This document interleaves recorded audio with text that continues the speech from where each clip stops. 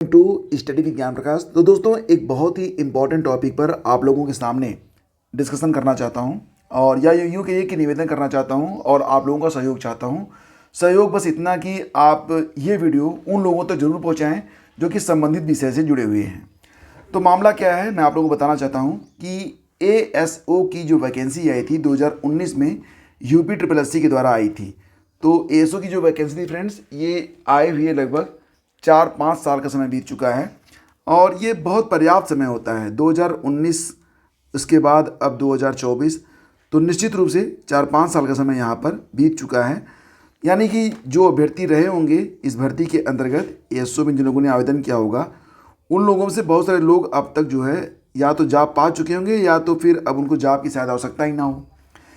तो ASO में जो चयनित हो चुके हैं, साथ ही साथ डॉक्यूमेंट वेरिफिकेशन की जो प्रक्रिया थी उसको पूरा हुए भी लगभग 1 साल पूरा हो चुका है।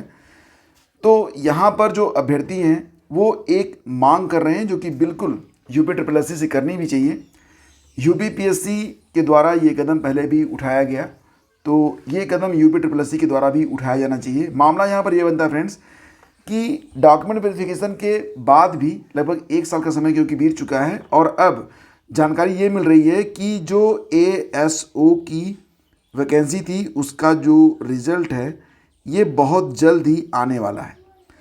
तो यहाँ पर जो अभ्यर्थी ASO में अप्लाई किए हैं या फिर अपना अप्लाई करने के साथ डॉक्यूमेंट वेरिफिकेशन करवाए हैं और फिर चयनित हो चुके हैं, तो उन लोगों से निवेदन ये किया जा रहा है कि कृपया वो, अगर आपको इस जॉब की आवश्यकता नहीं है तो कृपया आप अपना जो कैंडिडेचर है, अभ्यर्थन है, उसको आप वापस ले लें।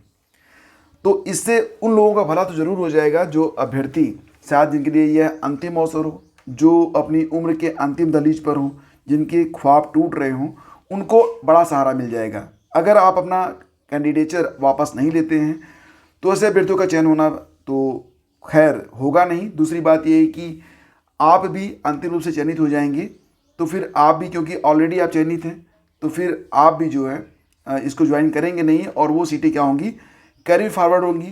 और हो सकता है कि एज लिमिट के कारण जो अभ्यर्थी बाहर हो रहे हैं बिल्कुल बाउंड्री लाइन पर आकर, हो सकता है कि वो फिर दोबारा से आवेदन भी ना कर पाएँ।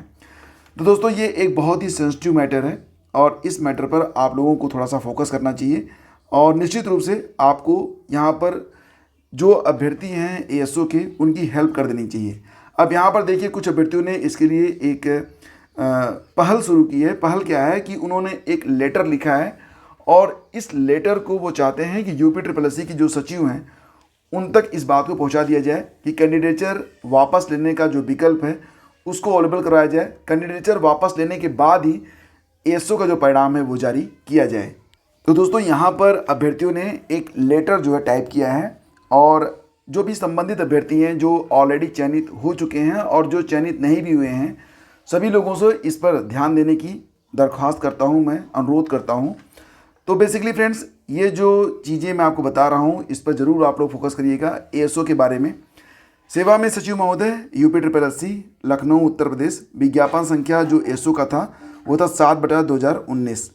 तो अभ्यर्थियों के द्वारा अभ्यर्थन वापस के संबंध में तो यहाँ पर कहा जा रहा है कि महोदय, हम निवेदन करते हैं कि विज्ञापन संख्या 7/2019 ASO ARO को आए हुए 4 वर्ष से अधिक हो गए हैं। DV परिणाम आए हुए 1 वर्ष से अधिक हो चुके हैं। उस बीच बहुत से अभ्यर्थियों का चयन अन्य विभागों में हो गया है और अभ्यर्थी उस विभाग से नहीं आना चाहते हैं। चाहेंगे यदि उनका चयन इस पद पर हो जाएगा तो वे पद रिक्त रह जाएंगे। यानी कि जो ASO के कैंडिडेट हैं जो अब तक चयनित हो चुके हैं और ASO की पोस्ट की उन्हें ज़रूरत नहीं है, तो कृपया उनका जो कैंडिडेचर है वो वापस लेने का विकल्प UPSSC के द्वारा उपलब्ध करवाया जाए। तो निश्चित रूप से अगर ऐसा नहीं होता है तो बहुत सारी सीटें खाली हो जाएंगी और बहुत सारे अभ्यर्थी जो कि एकदम उम्र सीमा के अंतिम पड़ाव पर हैं, हो सकता है कि नेक्स्ट वैकेंसी पता नहीं कब आएगी और फिर वो आवेदन कर पाएंगे या नहीं कर पाएंगे। तो UPSSC से यहाँ पर निवेदन किया जा रहा है कि वो कैंडिडेचर वापस लेने के लिए एक पहले जो प्रक्रिया है उसको स्टार्ट करें और जो अभ्यर्थी अपना कैंडिडेचर वापस लेना चाहते हैं उनके कैंडिडेचर वापस लेने के बाद फिर जो है परिणाम जारी करें। तो बहुत सारे अभ्यर्थी ऐसे हैं जिनके जो सपने हैं वो पूरे हो सकते हैं और निश्चित रूप से इससे काफ़ी फ़ायदा मिलेगा। तो फ्रेंड्स ये जो मैं आपको बता रहा हूँ यहाँ पर, तो इसके बारे में एक मोबाइल नंबर, 2 मोबाइल नंबर मैं आपको देता हूँ। अधिक जानकारी के लिए आप लोग दोनों मोबाइल नंबर पर बात कर सकते हैं और कैसे इस प्रक्रिया को आगे बढ़ाना है ये आपको उसी मोबाइल नंबर पर अवेलेबल करवा दिया जाएगा। हालांकि दोनों मोबाइल नंबर मैं आपको पिन कमेंट में दे दूंगा, लेकिन यहाँ पर भी मैं आपको बता देता हूँ कि ये जो मोबाइल नंबर हैं वो कौन कौन से हैं। तो कृपया आप लोग इस मोबाइल नंबर को नोट करें। मोबाइल नंबर आपका फ्रेंड्स रहेगा 9648 566616 ठीक है। दूसरा मोबाइल नंबर नोट करिए 9411 तो इस नंबर पर आप लोग जो है बात कर लें। बात करने के बाद जो प्रक्रिया है वो आप लोग फॉलो करें ताकि मैक्सिमम जो एएसओ के कैंडिडेट हैं वो चयनित हो सकें। बहुत बहुत धन्यवाद। Thank you so much.